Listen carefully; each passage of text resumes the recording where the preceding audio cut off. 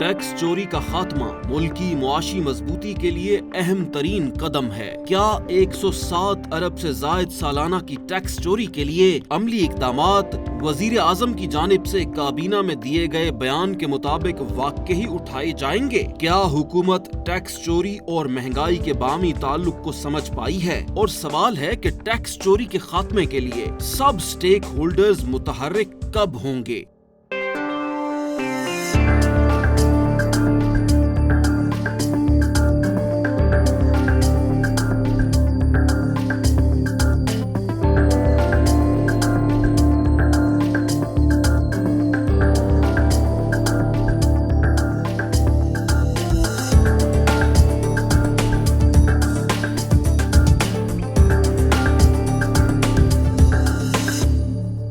अस्सलाम वालेकुम, मैं हूँ फरा।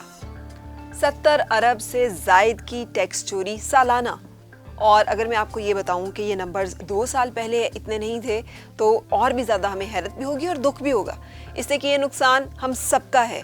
और जब मुल्की ख़जाने को नुकसान पहुंचता है तो उस नुकसान का खमियाजा आप भुगतते हैं, मैं भुगतती हूँ। और आप सब उन्हें बहुत अच्छी तरह से जानते हैं। चार्टर्ड अकाउंटेंट हैं, हुकूमती टैक्स रिफॉर्म्स कमीशन के मेंबर रह चुके हैं, आजकल वाइस प्रेसिडेंट हैं इंस्टीट्यूट ऑफ चार्टर्ड अकाउंटेंट्स के। अच्छा सर, मुसलसल इजहार किया जाता है गवर्नमेंट की तरफ से कि वो रिलीफ देना चाहती है आवाम को महंगाई में, और वो उस वक्त तक मुमकिन नहीं है जब तक टैक्स चोरी पे काबू ना पाया जा सके। तो आप ख़ास तौर पे सिगरेट की टैक्स चोरी के हवाले से बात करें अगर हम, तो क्या सजेस्ट करेंगे आप? कौन से ऐसे 3 मशवरे जो आपके ख्याल में इस बजट में ही अगर या इन्हीं दिनों में अगर पास कर लिए जाएँ, उनके ऊपर काम शुरू हो जाए, तो आइंदा आने वाले बजट में आवाम के लिए रिलीफ के इम्कान ज़्यादा बेहतर हो जाएंगे? सबसे पहले तो देखें, आपको ट्रेस एंड ट्रैक है, ये it's a low hanging fruit जो आप ले सकते हैं, मगर आपको उसकी अपनी सिमत को दुरुस्त करना पड़ेगा। और फिर आप ऐसे कानून लाएं, जैसे आप बहुत सारी जगहों पे जहां हम अपने मतलब के लिए कानून लाना चाहते हैं तो हम लेके आते हैं, तो ऐसे कानून लेके आएँ कि फिर उनको भी खौफ रहे कि हाँ यार वाकई कुछ हो सकता है। और फिर बिला तफरीक कि वो मेरा दोस्त है कि दुश्मन है, जो पॉलिसीज चल रही होती है मैं देखता हूँ अच्छी बात है, अक्रॉस द बोर्ड चलनी चाहिए, फिर उस पर इम्प्लीमेंटेशन होनी चाहिए। ये 3 चीज़ें तो फ्रॉम इस एंगल से होनी चाहिए। और ये सिगरेट का मैं आपको बताता हूँ, दैट अलोन कंट्रीब्यूट्स आपके कम अज़ कम 0.35% ऑफ योर GDP। और 165 अरब आप ये देख लेंगे, आपका बेनज़ीर इनकम सपोर्ट प्रोग्राम, जिसको अब हम एहसास प्रोग्राम कहते हैं, वो अगर आप दे दें गरीबों को, इतना 165 अरब ज़्यादा दे दें या किसी और वेलफेयर के कामों में करें, तो कितने आप फैक्ट्रीज बना सकते हैं, कितनी यूनिवर्सिटीज़ बना सकते हैं, कितने आपके जो टेक्निकल सेंटर्स होते हैं वो आप बना सकते हैं, कितनी एम्प्लॉयमेंट जनरेट कर सकते हैं। बिल्कुल। तो ये सोचना चाहिए। फिर इसके बाद फर्टिलाइज़र पे जाएँ, सीमेंट पे जाएँ, शुगर पे जाएँ।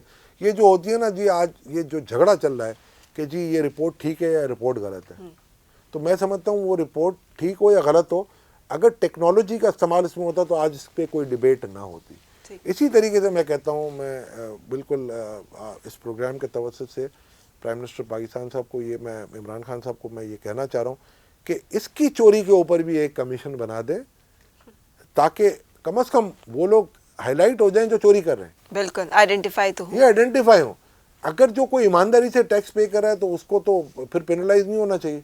कल को वो बंद करके चले जाएंगे तो जो इनकम आ रही है वो भी चली जाएगी। बिल्कुल। तो उस पर एक कमीशन बनाएं और उसकी फिर देखेंगे कौन कौन आता है और किस किस तरीके से होती है। ये तो बहुत आसान है, ये तो 5, 6, 7, 8 प्लेयर होंगे, ठीक है ना। तो उनको और दूसरी बात ये है कि अगर ये स्मगल हो रही है और स्मगल होकर आपकी मार्केट में बिक रही है, तो ये एक कॉमन सेंस है कि 5 पाउंड का एक पैकेट है, 1 पाउंड में यहाँ मिल रहा है, तो कैसे मिल रहा है? और एक साइज जो है जी, कस्टम एंड एक्साइज जी, या कंटेनर में आ रही है और कस्टम से निकल रही है। तो आपके पास स्कैनर्स होने चाहिए, दुनिया लगा रही है स्कैनर्स कि जो पूरे कस्टम के अंदर से जब निकलती हैं चीजें, तो पिन टू एरोप्लेन वो पूरी चीज वैल्यू करके दूसरे काउंटर पे आपको बोलती है इतनी ड्यूटी दे दो। एग्जैक्टली। तो द मोमेंट आपका गैप कम होगा तो लोकल सिगरेट आपकी ज्यादा बिकती है, स्मगलिंग रुक जाएगी आपकी। दूसरे आपके जो पोरस बॉर्डर हैं, लाइक अफगानिस्तान है, ईरान है, वहाँ आपको नफरी बढ़ानी पड़ेगी। और एक आप टैक्स रिफॉर्म कमीशन की रिपोर्ट में देखेंगे तो हमने बॉर्डर मैनेजमेंट फोर्स की भी बात की थी। अब देखें ना, आप 5 साल गुजरने के बाद अगर आप ना करें तो फिर वही वो जो पहले बचपन में छोटे होते थे मूवीज देखते थे कि जो हीरोइन को हीरो आता था और बोलता था कि मैं आ गया हूं, तो बोलती है कि तुमने आने में बहुत देर कर दी। तो कहीं ये वाला हिसाब किताब मुल्क के साथ ना हो जाए। एग्जैक्टली, बिल्कुल। अच्छा सर, ये हम अभी तक जो बात कर रहे हैं ये हुकूमती लेवल की है, बिल की बात हो रही है, कॉर्पोरेट सेक्टर की बात हो रही है, इदारों की बात हो रही है। आम आदमी का भी तो इसमें किरदार है। सिगरेट की टैक्स चोरी के हवाले से अगर बात की जाए, ये इन फैक्ट्रीज में लोग भी काम करते हैं, उन्हें मालूम होता है कि ये कमाई जो है ये इसमें हुकूमत को शेयर नहीं दिया जा रहा, टैक्स चोरी की जा रही है, मगर वो काम करते हैं वहाँ पे अपनी, वो समझते हैं हमारा, हम तो काम सही करें, हमें तनख्वाह अपने काम की मिल रही है, हमें क्या लगे कि वो क्या कर रहे हैं। सेम गोज़ के आप जब सिगरेट लेने जाते हैं और वहाँ पे आपको मालूम है, जैसे आप खुद बार बार करें कि इसकी कीमत इसलिए है क्योंकि टैक्स चोरी किया गया है, इसलिए कम है, लेकिन आप वो कम कीमत का सिगरेट आम आदमी ख़रीदता है। तो एक आम आदमी कैसे कंट्रीब्यूट कर सकता है कि ये 70 अरब से ज़ायद का खसारा जो है ये ना हो मुल्क को, ताकि उसको रिलीफ मिल सके बिजली में, गैस में, घर के बजट में, खर्चे में। देखिए, आम आदमी के दो मसले हैं। एक तो जो उधर लेबर काम करता है उसको शायद नहीं पता होता कि ये आगे सिगरेट निकल के ड्यूटी पेड होगी कि नहीं होगी, तो इसको तो मैं ब्लेम नहीं करूँगा। हाँ, वहाँ जो मैनेजरियल स्टाफ है they are fully aware of it, तो उनके लिए गवर्नमेंट ने एक पॉलिसी बनाई है विसल ब्लोअर की, तो वो विसल ब्लो करें और कमाएं, अपनी फॉर्च्यून बनाएं। दूसरा जो आप कहती हैं एट टेल एंड कि कस्टमर क्या करेगा, कस्टमर देखें उसको तो सस्ती सिगरेट मिल रही है, कोई वो थोड़ी है कि मैं तो पीऊँगा, मुझे तो कोई प्रॉब्लम नहीं है।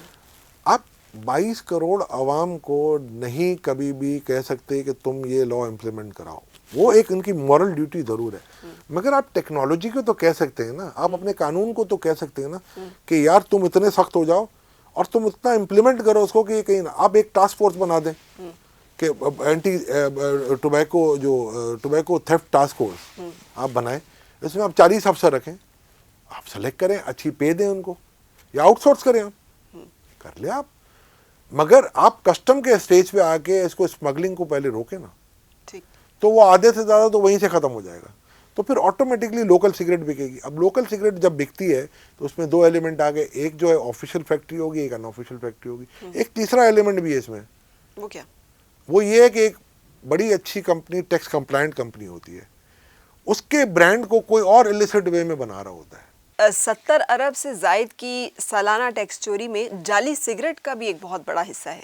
आपके नादरीन को पता होगा या नहीं भी पता है तो मैं बता देता हूँ कि ये एक बहुत आसान फार्मूला होता है, रेसिपी बनती है, मशीन लगती है और वो सिगरेट बननी शुरू हो जाती है। अब देखें ना, एक बड़ी कंपनी है, इसके अपने ओवरहेड्स होते हैं, सब कुछ चीज़ें होती हैं, मगर एक छोटी कंपनी है, घर के अंदर मैं बनाता हूँ, मेरा तो कोई ओवरहेड ही नहीं होगा। आप तो लॉ कंप्लायंट है, आपने EOBI भी देना है, आपने सोशल सिक्योरिटी भी देनी है, आपने एम्प्लॉयज़ का टैक्स भी देना है, अपना टैक्स भी देना है, आपको एक फैक्ट्री में पूरी एक एनवायरनमेंट क्रिएट करनी है, उनके लिए क्या है, घर बना हुआ है, ताला चाबी जिंदाबाद, तो वो भी ये काम करते हैं। अब मेन इशू दुकानदार का है कि वो अगर ना चाहे ना तो बहुत कुछ हो सकता है। यहाँ पर एक ब्रेक के बाद फिर मिलते हैं।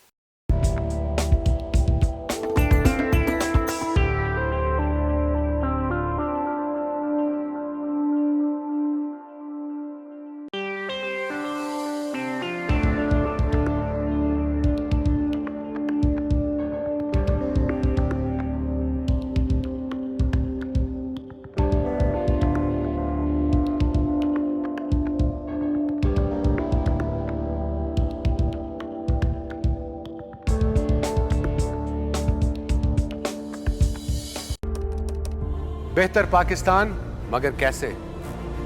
मुल्क में यूनिवर्सिटीज फंड्स की कमी के बायस नहीं बन पाती। इसकी एक वजह है सिगरेट की फरोख्त पर सालाना 70+ अरब की टैक्स चोरी। अब खसारा बस खुदारा।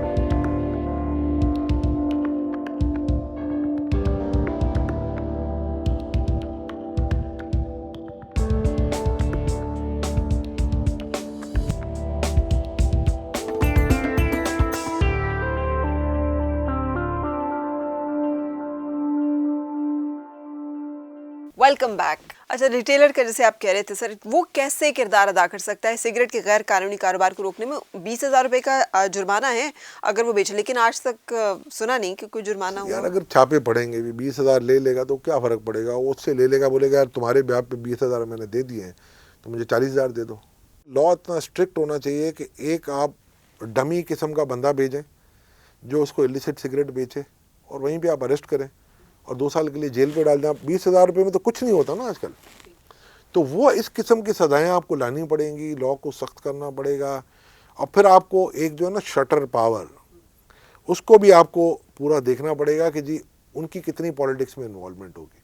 क्योंकि हमारा मसला क्या होता है कि हमें जाना चाहिए 2 step forward and 1 step backward.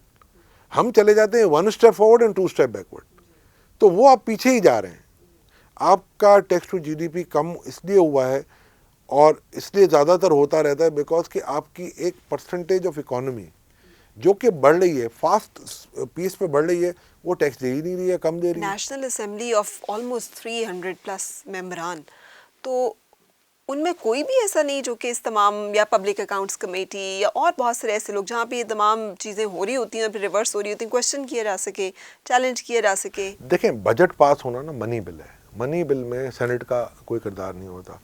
और बजट ना पास होना इसका मतलब है जो भी गवर्नमेंट हो घर चली जाए। तो दे मेक श्योर कि सारे इनके लोग आएँ और एक पॉलिसी पे आके खड़े हो जाएं और वही पास करें जो कि फाइनेंस बिल के अंदर आता है या अमेंडेड फाइनेंस बिल में जब आता है तो वो उसको फाइनेंस एक्ट बनवाए। वो एक क्लॉज बाय क्लॉज वोटिंग होती है। तो कोई भी गवर्नमेंट ऐसा नहीं चाहती है कि मेरा एक भी क्लॉज उड़े। अगर उड़ जाता है तो it is considered to be very bad. कि आपका रिटेलर एंड होलसेलर ये नेट में नहीं आएगा। वो क्यों नहीं आएगा? उनको भी पता है कि उनके नेट में ना आने की वजह उनके इन्वेस्टर अकाउंट है। ये प्रॉफिट जो ये दिखाते हैं वो प्रॉफिट नहीं है। बेहतरीन किस्म की IMF से मैं खुद अप्रूव करा के एमनेस्टी स्कीम लेके आया था जो कि नामुमकिनात में से थी उस वक्त, करवा के ले आया। उनको हमने कहा 0.25% टैक्स दे दो और कुछ सवाल नहीं किया जाएगा। आपको पता है 17 लाख उस वक्त जो मुझे आउटलेट बताई गई थी उसमें से सिर्फ 9,990 लोग आए और वो भी जिसको नोटिस जाता था वो आ जाता, दूसरे दिन रिटर्न फाइल कर देता। तो व्हाट आई एम सेइंग, आपको इन्फोर्समेंट बिल चाहिए, हाँ, मगर मैं ये भी कह सकता हूँ कि आपको हाई हैंडेडनेस नहीं चाहिए। ऐसा ना हो कि हम ये समझें कि FBR का अफसर नहीं आता, मौत का फरिश्ता मेरे घर पे आता है। ये नहीं होना चाहिए। एक आपको यूज़र फ्रेंडली माहौल क्रिएट करना पड़ेगा और आपको टैक्स के निज़ाम में आसानी पैदा करनी पड़ेगी। अभी मैंने इंशाल्लाह एक टास्क लिया है privately, I mean nothing to do with ICAP और एनी अदर इंस्टीट्यूशन। अपने तौर पे मैंने टास्क लिया है कि मैं एक सहल सा निज़ाम इंडिविजुअल्स और AOP के लिए बना के मैं इंशाल्लाह फाइनेंस मिनिस्टर साहब को इस बजट के बाद दे सकता हूँ। ये बहुत लेंदी एक्सरसाइज है और 3-4 जुरिस्डिक्शंस को हम रिव्यू करके इंशाल्लाह वो बना के देंगे इनको, ताकि अगले बजट तक एक तैयारी हो। और जो एक, अब देखें ना, इतना मोटा इनकम टैक्स ऑर्डिनेंस है, मुझे बता दीजिए कि कौन आलिम फाजिल पढ़ के एक जिसको रिटर्न में सिर्फ 40,000 रुपये टैक्स भरना है साल के, तो वो इतनी मोटी किताब क्यों पढ़ेगा? अब वो जाएगा एक कंसल्टेंट के पास, उसने बोला 50,000 रुपये तुम मुझे फीस दे दो, तो बोलेगा 40 का टैक्स और 50, यानी सोने से ज़्यादा बनवाई महंगी, तो वो टैक्स नहीं देगा आपको।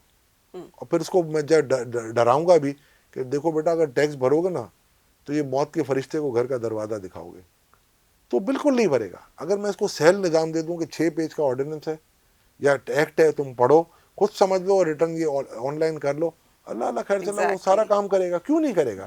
बिल देते हैं, बिजली के देते हैं, गैस के देते हैं, बाकी तमाम चीज़ें देते हैं, एक तो ये सिस्टम टैक्स भी दे देंगे। एक सिस्टम आप रखें। सही।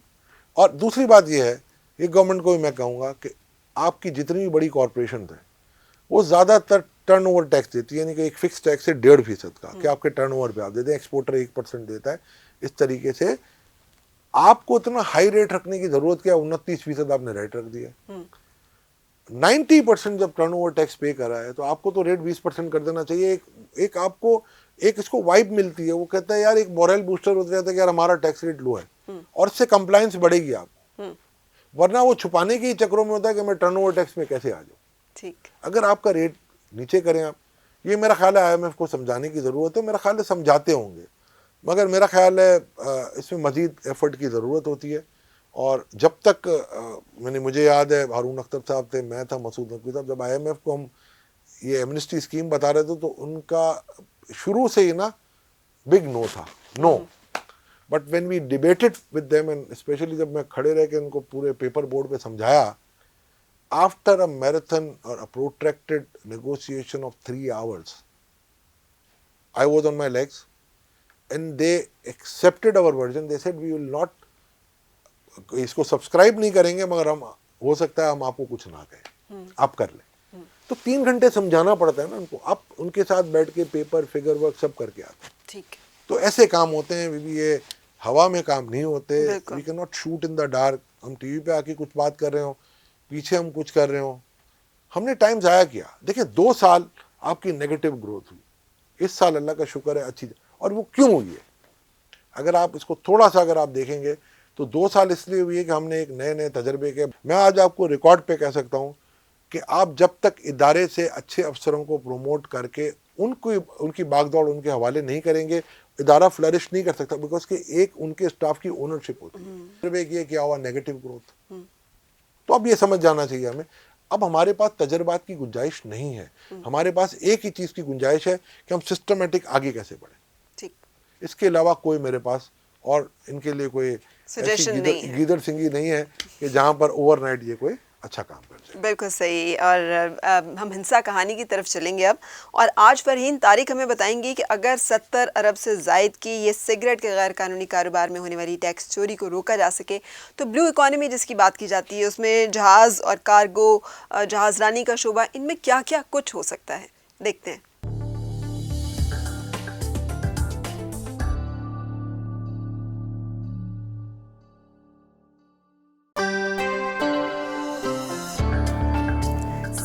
अरब से ज़ायद की सालाना टैक्स चोरी सिगरेट्स के गैर कानूनी सेक्टर में ना हो और कौमी ख़जाने से ये रकम अगर कार्गो शिप्स की ख़रीदारी या तामीर के लिए मुख्तस हो तो हम इस मैदान में क्या कर सकते हैं, आज की हिंसा कहानी में जानिए। मैं हूँ फरहीन तारिक। इस वक्त दुनिया भर में कार्गो शिपिंग की कीमतें आसमान से बातें कर रही हैं। पाकिस्तान नेशनल शिपिंग कॉरपोरेशन यानी PNSC के पास कुल 11 शिप्स हैं जो मुल्क में आने और जाने वाले कार्गो का 5% ही हैंडल कर सकते हैं।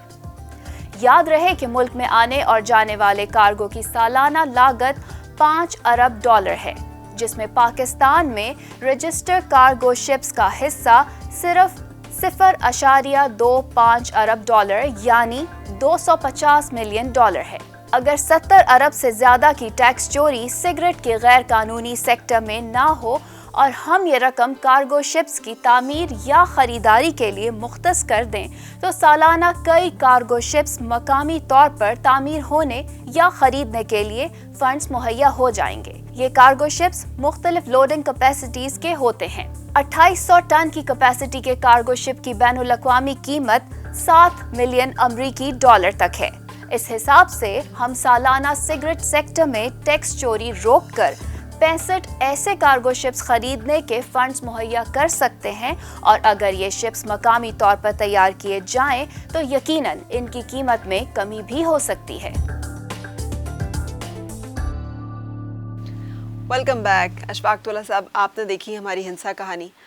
ये एक सिर्फ सेक्टर के ऊपर असरात हैं। अगर ये 70 अरब से ज़ायद की सालाना टैक्स चोरी सिगरेट के गैर कानूनी कारोबार की जो हम कह रहे हैं, आप तो 165 अरब कह रहे हैं, अगर ये हम 70 अरब के सालाना के हिसाब से कैलकुलेट कर रहे हैं तो क्या क्या कुछ हो सकता है जहाज़रानी के शोबे में, कार्गो के डिपार्टमेंट? देखिए बात तो सच है मगर बात है रुसवाई की। एक्चुअली इशू क्या है आपके पास कि ऑब्वियसली यू आर राइट, हम हर चीज़ को तलाश कर रहे होते हैं। इंपोर्ट सब्स्टिट्यूशन को या सर्विसेज की एक्सपोर्ट या इंपोर्ट को हमने कभी देखा ही नहीं आता। हम इससे बड़ी बड़ी यूनिवर्सिटियां बना सकते हैं, हम इससे अपनी एजुकेशन को कहीं का कहीं ले जा सकते हैं, हम इससे पावर्टी एलिविएशन के प्रोग्राम्स ले सकते हैं, हम अपने लाइफ स्टैंडर्ड्स को मैनेज कर सकते हैं, इम्प्रूव कर सकते हैं।